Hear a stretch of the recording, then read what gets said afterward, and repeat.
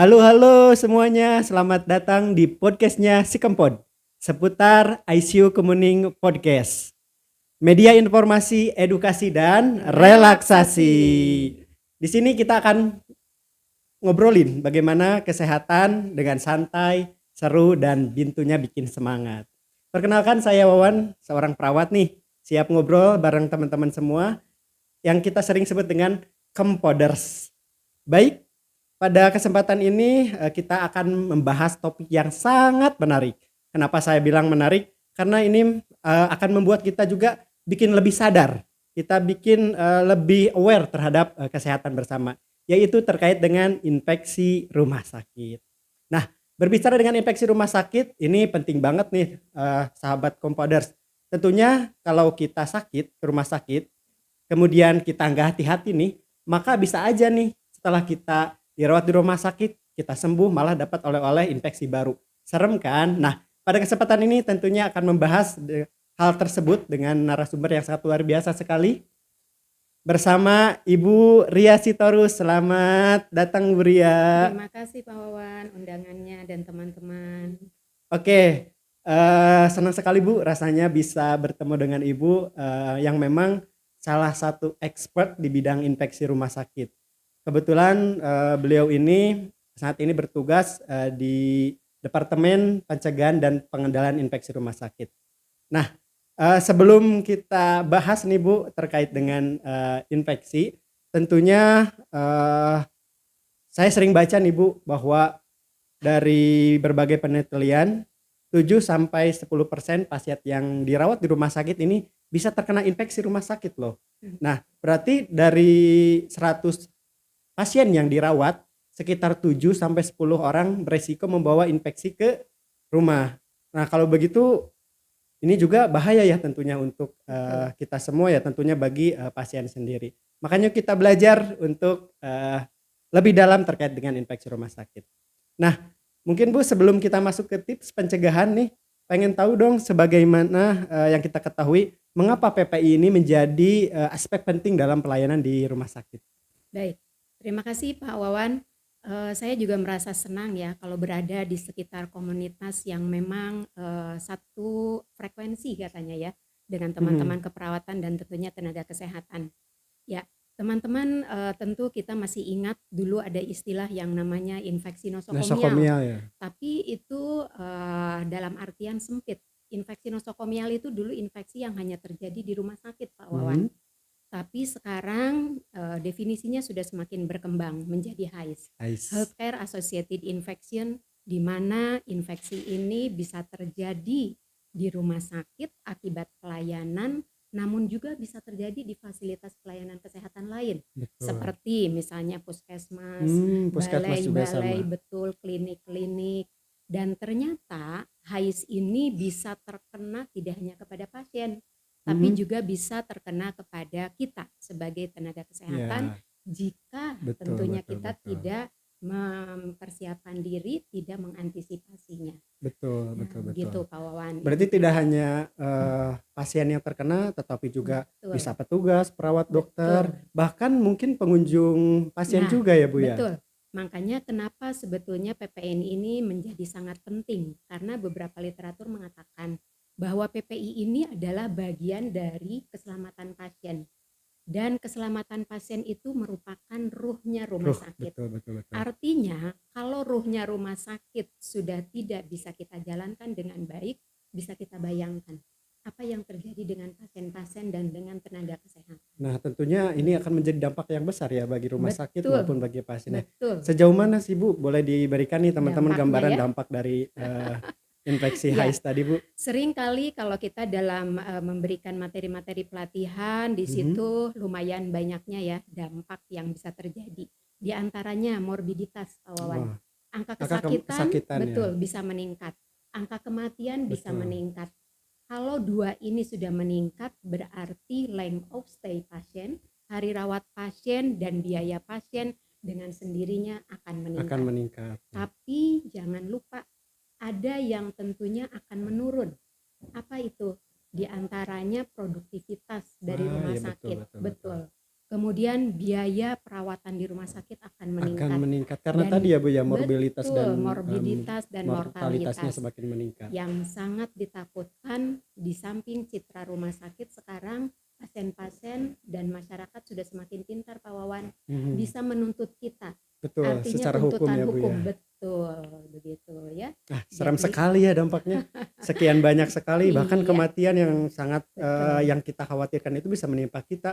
Bahkan betul. bukan tadi tidak hanya pasien, petugas, bahkan Iya, pengunjung pasien bisa pengunjung terkena pasien, dampaknya. betul. Nah, tentunya kita nih sebagai tenaga kesehatan sebenarnya apa sih yang harus dilakukan, baik itu di lingkungan rumah sakit, di lingkungan tempat kerja, agar si dampak tersebut tidak terjadi ya Bu ya. Ya, intinya kita kembali ya. Ternyata orang-orang tua kita atau nenek moyang kita ada peribahasa mengatakan mencegah lebih baik dari mengobati. Itu sangat betul. Karena kalau sudah terjadi infeksi kemudian masif, kemudian ke semua sistem, tentu ini akan dampaknya luar biasa.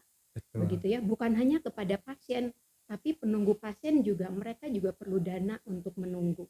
Begitu ya. Jadi artinya bahwa kalau kita tidak bisa mengantisipasi infeksi, tentu ini akan menjadi hal yang bisa menjadi bumerang untuk rumah sakit dan tenaga kesehatan sendiri. Iya betul ya. Begitu, Pak Luar Wawan. biasa sekali Bu. Nah, Ya. biar makin ingat nih, Hmm. kita sebentar ada sedikit pantun buat teman-teman semua, Waduh, biar makin fresh ya Bu ya. Nih, cakep. salah satunya ini pantun saya.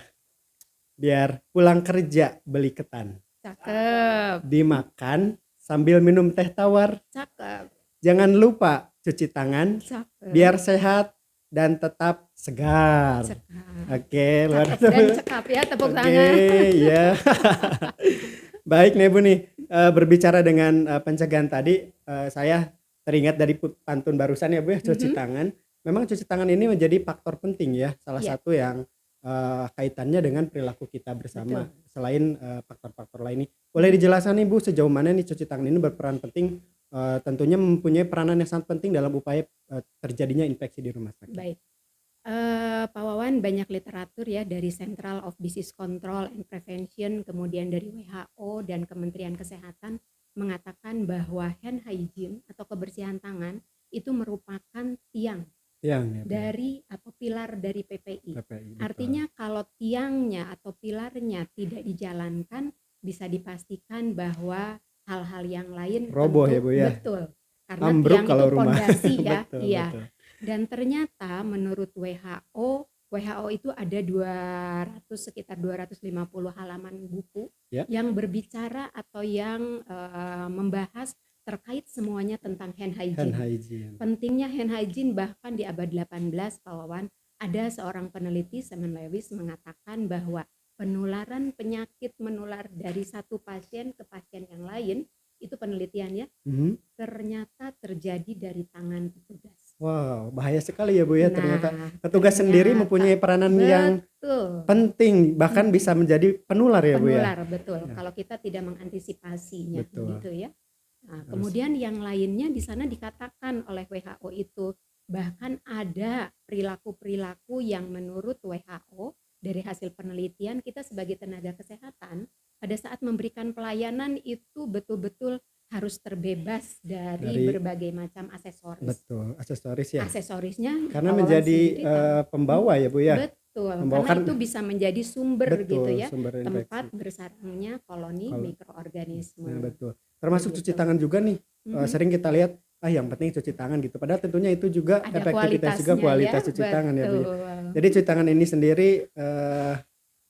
menjadi salah satu faktor perilaku penentu terjadinya penyebaran infeksi kepada Betul. pasien. Bisa menurun begitu ya Bisa kalau menurun kita dengan patuh melaksanakan cuci tangan. Ini boleh dijelaskan nih Bu, cuci tangan yang seperti apa nih Boleh. yang bisa mencegah terjadinya Iya. infeksi? Baik, Pak Wawan, saya teringat ya, pertama kali saya ditugaskan di Komite PPI sekitar tahun 2013 akhir, itu kita ke sana teman-teman ada sekitar 4-5 orang dengan level pengawas, kemudian sudah dilatih IPCN, kemudian di tahun pertama juga kita melakukan audit. Audit ya Bu. Audit itu dilakukan kepada tenaga kesehatan yang senantiasa 24 jam atau paling lama berada touch dengan pasien. Pasien. Dokter, perawat, dan bidan. Dan kita melakukan audit itu di ruangan-ruangan yang high risk. Beresiko ya Bu ya. Betul. Di antaranya apa ruangan-ruangan high risk itu? ICU, ICU betul. HCU, HD hemodialisis, mungkin. betul. IGD dan Ya. OKA. Oka. Dan ternyata teman-teman, hasilnya kalau WHO mensyaratkan lebih dari 85%, kita bulan pertama itu baru sanggup kepatuhan itu 44%. Wow, jauh banget ya Bu ya. Bayangkan Pak Wawan, Hmm. kepatuhan hanya cuci tangan yang katanya cukup 1 menit, tapi ternyata oleh tenaga kesehatan dianggap hal yang berat, yang sulit. 2 bulan kemudian kita melakukan naik sedikit-sedikit, akhirnya bisa mencapai 85 itu di bulan ke-11. Luar biasa peran PPI ini ya. Betul. Karena Tapi iya, sayangnya betul. apa Pak Wawan, sedikit saya sampaikan. Bulan ke-12 turun kembali. lagi. Ya fluktuatif terus ya Bu ya. Betul. Karena memang mungkin salah satu kerja keras PPI juga ya Bu ya. Alhamdulillah dalam bulan kedua bisa naik secara Iya. signifikan. Dan sebetulnya ternyata kesadaran kita sebagai tenaga kesehatan harusnya adalah nomor penting, prioritas. Karena ya, Bu. kesadaran kita untuk melaksanakan PPI atau patuh terhadap kebersihan tangan itu harusnya adalah awareness pribadi. ya, berarti Bukan untuk dinilai, bukan karena ada penilaian, bukan karena ada akreditasi dan sebagainya. Tapi harusnya adalah betul-betul untuk keselamatan dalam pasien. pasien ya. Jadi mindsetnya memang harus dirubah nih teman-teman. Iya. Jadi kita cuci tangan bukan untuk hanya kita sendiri, bukan hanya untuk pasien, bukan hanya untuk pengunjung pasien, tapi Untuk memang semuanya. menjadi kesadaran untuk Betul. semua yang bersangkutan, terutama di ranahnya rumah sakit ya Bu ya. Nah Betul. Ibu teman-teman nih mungkin pada saat kapan aja nih teman-teman harus cuci tangan biar diingatkan kembali biar angka infeksinya makin turun lagi nih Bu. Ya, baik. Sebetulnya sudah banyak literatur bisa diunggah di HP masing-masing ya. Ada disebutkan 5 moment 5 for moment hand ya Bu ya. hygiene Oh ya. iya. Jadi 5 saat penting untuk melakukan kebersihan tangan. Tapi ini memang literaturnya banyaknya adalah kalau kita touch ke Touch ke pasien. pasien ya. Jadi jembatan keledainya 2 sebelum, 3 sesudah. Sesudah. Ya, sebelum kontak dengan pasien, sebelum tindakan aseptik, Aseptik. setelah kontak dengan pasien, setelah kontak dengan cairan tubuh pasien, dan setelah kontak dengan lingkungan pasien. Oh berarti habis dari lingkungan Betul, ruangan Bu, berarti harus betul. cuci tangan ya Bu ya. Kita membantu pasien, memeriksa pasien, berjabat tangan pasien, asesmen itu juga penting. Penting Ya. ya. Jadi itu memutus rantai ya Bu ya. Betul, memutus Memutus rantai. Kalau rantai. infeksi kan harus diputus ya Pak Wan ya. Betul. Tapi kalau sepeda motor rantainya putus, Nggak bisa maju-maju Bu. Tapi Nggak mungkin bisa tadi jalan. itu perannya di peran PPI-nya ya. Kalau Betul. misalnya PPI-nya tidak sesuai atau misalnya tidak berjalan dengan baik, mungkin sama halnya kayak motor. Jadi rantainya nggak bisa betul. berjalan pelayanannya. Makanya kenapa kami di PPI ada perpanjangan tangan. Dari Dari komite tim PPI itu PPI ya? ada IPCN, ada IPCN. Nah, perpanjangan tangan kami itu adalah namanya IPCN Link. IPCN Link. Betul. Ya. Jadi di tiap unit-unit kerja atau ruangan penunjang termasuk itu harus ada yang namanya IPCN Link atau Champion PPI. PPI ya. Jadi membantu tugas dari Iya. IPCN tentunya. betul. Karena memang bentuknya mungkin kerjasama ya Bu ya. Koordinasi. Jadi semuanya tersistem ya. Karena Betul. memang ini bukan hanya visi misinya PPI saja, tapi visi misi bersama rumah sakit. Betul Pak Betul. Wawan. Percuma ya infeksi. Misalkan rumah sakitnya bagus, tapi infeksinya terus menular Iya. kan banyak, nantinya dampaknya Tetap akan lebih. citra rumah sakitnya Betul, buruk citranya ya. semakin buruk lagi ya. Gimana nih Bu? Satu lagi, menurut Ibu bagaimana nih cara untuk lebih aware lagi biar Ya. teman-teman merasa aware bahwa ternyata PPI ini menjadi sesuatu kebutuhan bagi kita Kebutuhan semua ya. Baik. Ada kata pepatah katanya kita ini pertama seringkali harus dipaksa. Nanti dipaksa terbiasa betul. ya Bu. Setelah dipaksa kita akan terbiasa, setelah terbiasa kita menjadi bisa, dan setelah bisa tentunya itu harusnya menjadi habit, menjadi ya, kultur kebiasaan ya. ya, kultur. Iya. Jadi memang harus saling mengingatkan, dinilai, diaudit, disosialisasi, diedukasi dengan harapan kalau mereka terus-terusan diingatkan, reminder, kemudian papan-papan pengumuman ataupun pamflet-pamflet ada, dengan harapan dan tentu fasilitas juga harus terpenuhi ya Pak Wan, betul. ya. Harus Iya, didukung dengan betul. fasilitas yang ada ya. Kita disuruh Karena cuci tangan nggak ada sabunnya iya, gimana? Nah itu makanya salah satu fungsi komite PPI adalah merekomendasikan semua fasilitas-fasilitas yang dibutuhkan. Sesuai standar tentunya ya Bu ya. Betul. Luar biasa sekali. Ini PP ini berat ya ternyata tugasnya ya. Saya pikir yang berat itu petugas-petugas yang di ruang, ternyata PPI lebih berat tanggung Sama jawabnya ya Bu. sebetulnya tugas tenaga kesehatan itu sama beratnya, karena kita yang dihadapi adalah pasien manusia hidup ya. Jadi berusaha kita untuk memberikan pelayanan terbaik agar mereka pulang dari sini tuh home sweet home, bukan Betul. ke Sukabumi atau ke Balikpapan ya, keinginan Keinginan kita ya Pak Wan kita ya ya. sehat semua ya Bu ya. Nah itu Nah itu Bu, betul. penting sekali tadi cuci tangan. Nah mungkin untuk yang menonton podcast kita hari ini, Ya. tidak hanya teman-teman petugas kesehatan, tentunya ada beberapa yang memang aware atau Iya. tertarik dengan tema kita pada hari ini. Nah boleh Bu kita praktek dulu nih cuci tangan saya, Oh biar iya saya boleh. mengingatkan saya lagi nih Bu. Boleh. Jadi jembatan keledainya ada beberapa sumber mengatakan tepung, selaci, puput. Jadi 6 langkahnya ini, yang pertama gosok Gosok Bu. kedua telapak tangan Yes. dengan arah berlawanan jarum Berlawanan jam jarum jam. sebanyak 4 hitungan. Satu. Yang kedua yang kita lakukan adalah gosok punggung tangan dan sela-sela jari. Punggung Ya, tangan iya. sela-sela jari. Kiri kanan, kanan ya. ya, Bu, ya? Iya, betul. Sama 4 hitungan. 4 hitungan. Langkah yang ketiga yang digosok telapak tangan dan sela-sela jari. Sela-sela 2, jari. 3, 4. Langkah keempat dikuncikan. Nah, ini Kunci. ibu jari jangan digosokkan dulu. Jangan Jadi ya Bu ya. disimpan di pinggir. Simpan dulu di 1, pinggir. 2, 1, 3, 2, 3. 4. Baru langkah kelima ibu jari yang digosok seperti kita mau naik motor gitu ya, mau ngegas. 1, 2, 3, 4. Dan langkah terakhir adalah ujung-ujung jari. Sebetulnya Pak Wawan, kalau kita buka browsing di Google, sudah ada lagu cuci tangan, itu adalah produk dari Dr. Jule. Saya juga ikut terlibat dan banyak teman-teman perawat yang ikut Yang terlibat. ikut ya Bu ya. Iya, itu bisa tinggal klik lagu cuci tangan Dr. Jule, sudah keluar dan sangat gampang. Sangat membantu kita tentunya Betul, ya Bu ya. mudah untuk menghafalnya. Untuk anak-anak juga tentunya ya Bu ya. Paling kalau untuk anak-anak, untuk orang tua aja gitu ya mudah untuk Orang tua menghafal. mudah apalagi untuk Apalagi anak-anak. anak-anak, betul. Oke, luar biasa sekali Bu. Nah, pertanyaan terakhir nih Bu terkait dengan cuci tangan tadi, termasuk di dalamnya pencegahan infeksi ya Bu ya. Iya. Nah, pesan Ibu nih untuk teman-teman perawat maupun tenaga kesehatan lain, Iya.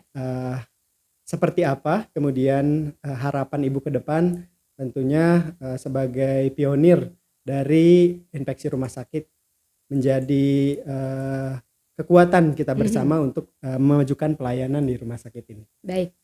Teman-teman dan terutama teman-teman di RSAS, tentu saya sebagai perawat yang sudah lama juga bekerja di sini mengharapkan dimanapun tempat kita bekerja itu satu, tidak membeda-bedakan pasien dan teruslah berkiprah untuk kebaikan sesama. Karena bagaimanapun dimanapun kita berada, sesungguhnya manusia yang paling berguna itu adalah katanya manusia yang bisa bermanfaat untuk orang lain. Luar Dan biasa. itu tepat sekali dengan semboyan dari Bapak Kesehatan kita, Hippocrates, primum nocere quis dunoham. Kalau kita belum bisa bermanfaat, paling tidak jangan merugikan Wow, orang lain. luar biasa sekali ya Bu ya. Betul. Mantap nih perbincangan Alhamdulillah. kita pada hari ini. Nih, saya juga punya pantun lagi Bu. Oh. Satu yang seru biar makin seru deh. Ternyata perawat banyak Jago pantun ya. talentnya Iya, Baik Bu, ke rumah sakit ketemu suster, cakep. sambil jajan beli risol. Kalau Cakep. lihat lingkungan kotor, jangan diam, ayo kita lapor. Cakep, Oke, luar biasa betul. sekali pada hari ini. Sebelum kita tutup nih Bu, mungkin ada kata-kata nih dari Ibu untuk hari ini yang akan disampaikan.